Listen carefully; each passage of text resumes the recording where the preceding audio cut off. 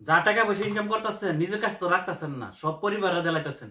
দেন যত পারে দেন, রেন্ট করে পর্যন্ত দেন। হাতে এটা কি দেখতেছেন? হারিকেল, ঠিক আছে?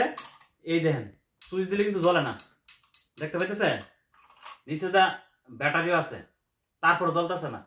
আপনারও কিন্তু পরিস্থিতি এরকম হয়ে দাঁড়াইব। উঠোদা এরকম সুন্দর সুন্দর দেওয়া যাব, ভিতরে কোনো পাওয়ার থাকতো না।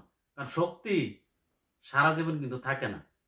দেখছেন তো দুবাইয়ের শাহাদাত হোসেন 2019 সালে বিদেশ আইছে, 2025 সালে টিকিট কাটছে, দেশ বাড়িতে যাইব। পরিবার কি বলছে যে বাড়িতে যাইবা, টাকা পয়সা কই?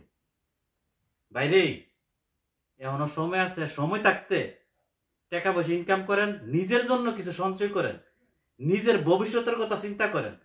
নিজের ভবিষ্যতের দায়িত্ব পরিবার হাতে তুইলা দিয়েন না। আগের যুগ কিন্তু নাই। বহুত প্রবাসী আছে পরিবারে বিশ্বাস করে টাকা পয়সা দিয়া ধরা খায়া এই মরুভূমির দেশে পইরা হইছে এরকম বাঙ্গা হারিকেন লয়া। অনেকে প্রকাশ করতে পারে, অনেকে আছে আবার প্রকাশ করতে পারে না।